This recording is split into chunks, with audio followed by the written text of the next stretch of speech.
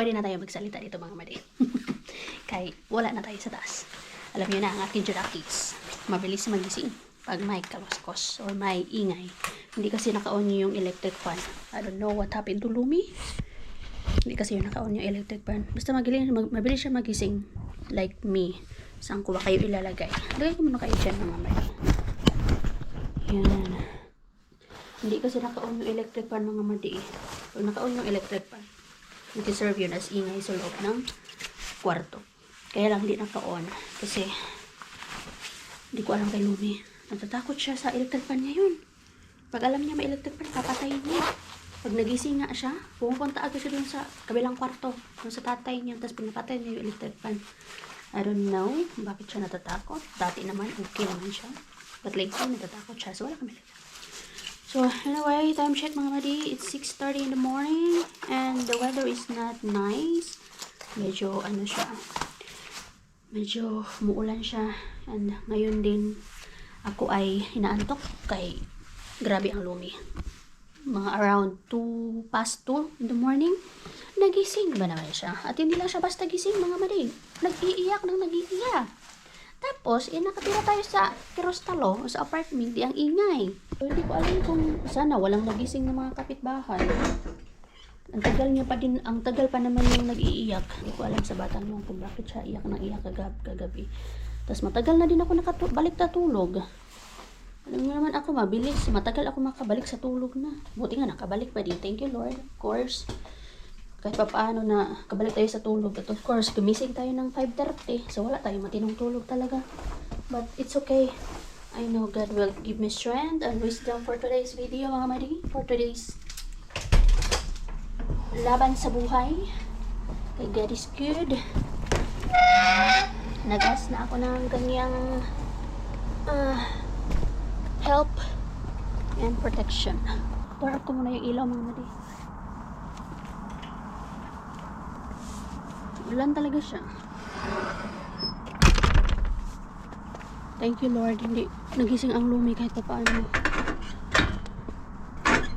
So, ganun lang yung ginagawa natin sa morning mga madi. Nagkakape lang ako. Nagka-croissant lang. Tapos, gagawa ng food ni Lumi. Morning food niya. Para sure ako na nakakain siya. Yung amo puro. Yung oat, yun yung kinakain niya, pinapakain ko sa kanya. Tapos yung oat na yun, pwede naman siya sa microwave, pero hindi kasi ako nagma-microwave, basta kay Lumi. So niluluto ko siya for mga 3 minutes, ganyan. Yan yung bago ako umalis, yan yung hinahanda ko. Tapos sa gabi naman, hinahanda ko yung damit ko, tapos damit ni Lumi. Nahanda ko na yan, doon ko na yan nilalagay sa living room namin para hindi na ako maglabas-pasok doon sa kwarto namin para hindi magising si Lumi. So, ganyan mga madi ang buhay natin. Successful yung mga ganyang technique natin kaya hindi nagigising ang Lumi. Gumigising ako ng 5:30, hindi na katulad dati na 6. Kaya pag 6, nagigising din ang Lumi. So, 5:30 na lang. At least nakapag me time pa ako mga madi. Kayo mga madi, kamusta dyan? Sana kayo okay lang kayo dyan, ha? And sa lahat ng mga nakakasad yung news nakikita ko sa Facebook, yung mga baha-baha, Diyos ko Lord, kailan ba matatapos yung mga baha-baha na yan? Parang lumalala. Lord God, have mercy sa Pilipinas. Sana mapalitan na talaga yung mga kurap dyan, na sila lang yung talagang nakikinabang sa mga kaban ng bayan. Hindi talaga nakikita sa paligid yung magandang pamumuno dito sa Finland. Kaya still happiest country pa din dito. It's because nakikita talaga yung walang korupsyon. Kung may korupsyon man, di mo mararamdaman. Paligid, walang baha, magandang paligid. Ay, kaya tinatawag to na number 1 sa happiest country in the world.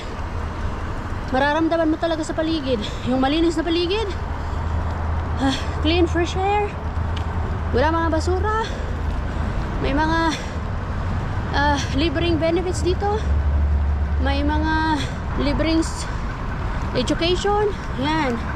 Kaya happiest country dito. Marami pa mga factors kung bakit happiest ang Finland. Ang dami kasing nagtataka dito mga madi.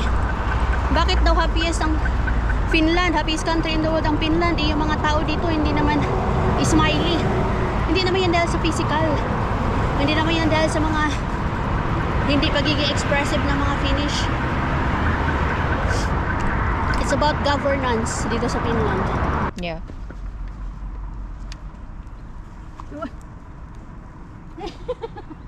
Good job. Good job. Polje ja sit kaasu.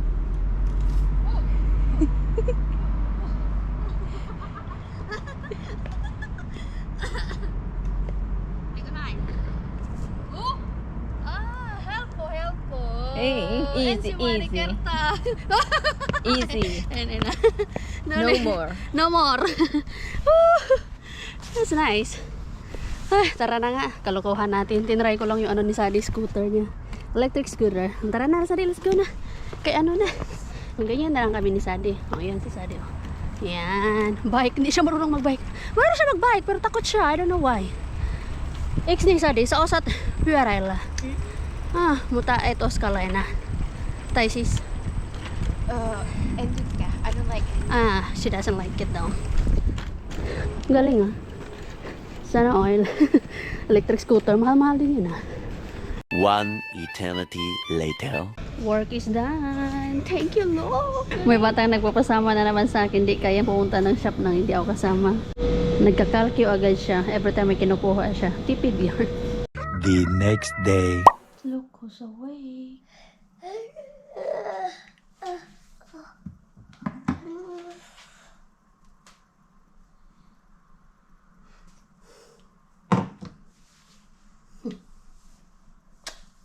Nagising ang bata batuta early in the morning.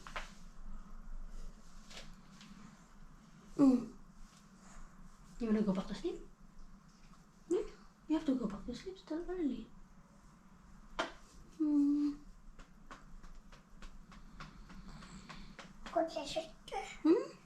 Kotitaanko? Mihin kotitaan? The head?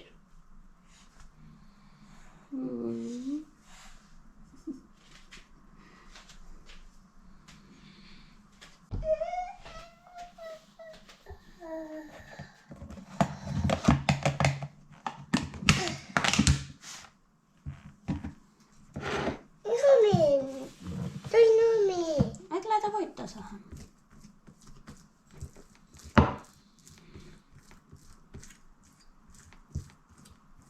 Voitta.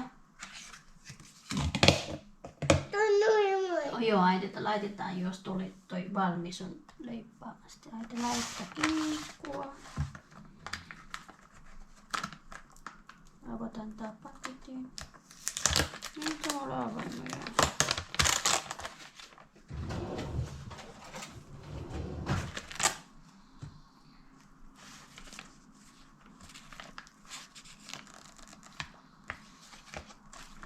Kaksi kinkkua tuohon vaan.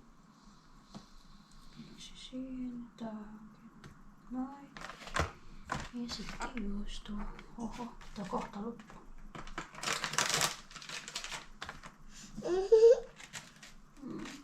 Yksi vielä. Kaksi vielä. Aha.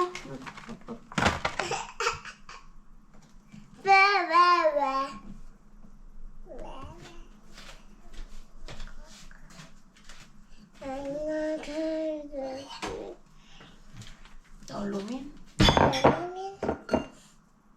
Tää äitin. Tää jäi kolman äiti.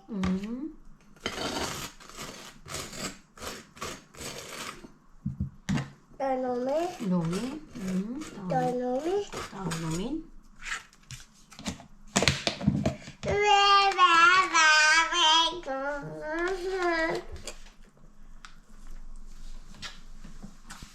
Love you.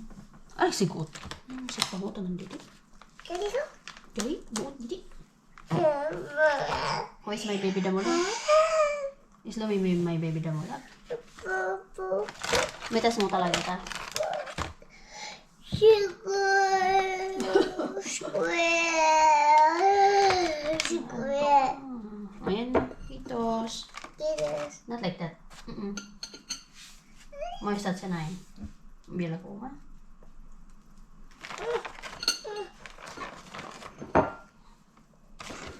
No, that's in the medicine. No.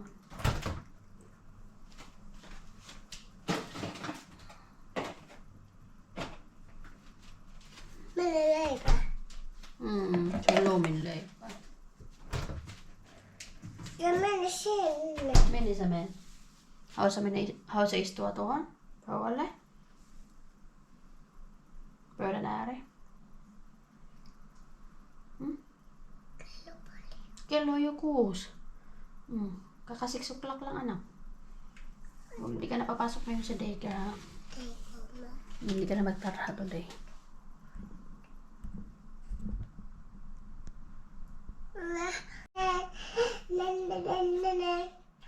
Lukai. Kuna mama. Dali. Terus terus.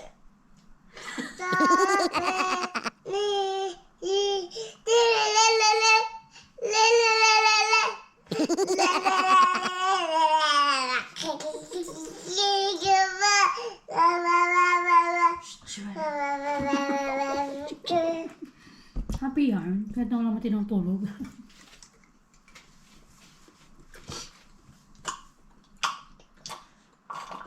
Another day, another work na naman tayo mga madi. Time check, magsi 6:30 pa lang.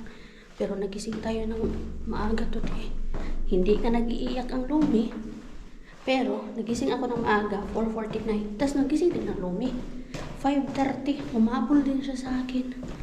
Ay, ginaya na. So, hindi ko na siya papapasukin today. Sinabi ko kay Mr. na wag na siyang pumasok. Kaya naghihikab-hikab mga madi. Maaga ba naman kasing gumising? Hindi naman kailangan gumising ng maaga. Pero wala nagising na siya. Pagkagising niya, sabi niya agad, Miss IT on. Where's mama daw? Pumunta siya doon sa tatay niya, pero hindi siya sinagot ng tatay niya kasi naghagok. Tapos bumalik siya doon sa kwarto, nag-iiyak. Nandun lang ako sa CR. Ayun, hindi siya papasok ngayon. Ay, dapat pala, dinala ko na lang. Nagsasakyan na lang pala ako eh. Hindi siya papasok, pero mag-bike na lang ako, exercise. Mag-bike na lang tayo. Para lagi tayo may exercise early in the morning. Lapit lang naman kasi. Hindi siya umiyak ngayon. Pag alis ko kay pinanood ko saglit ng 12 minutes na movie. Yung seasons. 12 minutes na movie while papakainin yun ni Mr. Sabi ko pag katapos ng isang na yan, 12 minutes na yan, panoorin mo pa siya ng isa, tapos na yun. Kasi siya rin naman nagsasabi ng lupo, dan. No choice kahit na early in the morning or else iiyak yun. Nagbabay nga sa akin eh. Wala siyang pakialam basta mayroon siyang mapanood. Medyo malamig ngayon. Mas babalik, sabi ko sa kanila, matulog sila nang matulog, pero wag naman agad-agad. Mga alas 8, ganyan, alas 9. Ay, ang lamig! Oh.